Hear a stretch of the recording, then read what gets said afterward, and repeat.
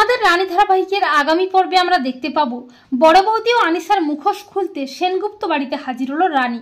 হ্যাঁ বন্ধুরা, আমরা এমনটাই দেখতে পাবো তোমাদের রানী ধারাবাহিকের আগামী পর্বগুলোতে।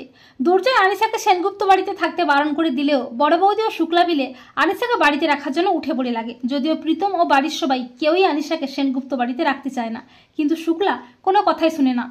অপরদিকে রানী সবার ব্রেকফাস্ট রেডি করে দুনিকে স্কুলে পাঠিয়ে দুর্জয়ের কাছে আসার জন্য বেরিয়ে পড়ে। অপরদিকে বাড়ির সবাই যখন রানীকে নিয়ে কথা বলছিল, ঠিক তখনই দুর্জয় চলে আসে। দুর্জয় শুনতে পেয়ে যায়। দুর্জয় বলে যে তোমরা কার সাথে সম্পর্ক ঠিক করার কথা বলছো। এরপর সেখানে আনিসাও আসে। তখন দুর্জয় আনিসাকে বলে যে তুই আমাকে একবার হসপিটালে নিয়ে যাবি, আমি রানীর ইন্টারভিউ নেব, দেখি ও কেমন ডক্টর হয়েছে।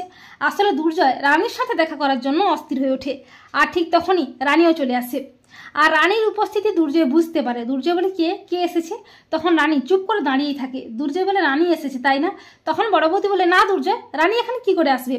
এরপর সবাই মিলে দুর্জয়কে ঘরের মধ্যে নিয়ে যায়। এরপর বড় বৌদি রানীকে বলে যে রানী, তুমি দুর্জয়ের সেবা যত্ন করবে ঠিকই, কিন্তু দুর্জয় যেন কোনোভাবেই বুঝতে না পারে যে তুমি এসেছো।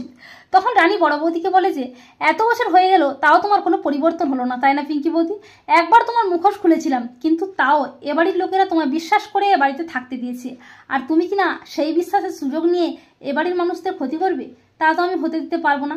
এই বলে রানী পিঙ্কি ও আনিসাকে চ্যালেঞ্জ করে বলে যে পিঙ্কি বৌদি, তোমার আর আনিসার মুখোশটা আমি ঠিক খুলবই, আর একবার যখন এ বাড়িতে এসে পড়েছি তখন তোমার আর আনিসার মুখোশটা খুলে এ বাড়ি থেকে তোমাদের দূর দূর করে তাড়াবো। আর সেদিন কে আমার আর দুর্জয়ের সম্পর্কটা ভাঙার জন্য বদনাম করেছিল আমার চরিত্র নিয়ে, সে প্রমাণও আছে আমার কাছে।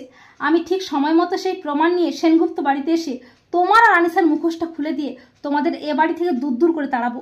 তো বন্ধুরা, তোমরা এটাই চাও তো যে রানী যেন সেনগুপ্ত বাড়িতে এসে বড় বৌদি ও আনিসার মুখোশটা খুলে দিয়ে বড় বৌদি ও আনিসাকে সেনগুপ্ত বাড়ি থেকে দূর দূর করে তাড়িয়ে দেয়? কমেন্ট করে জানিয়ে দাও তোমাদের মতামতটি।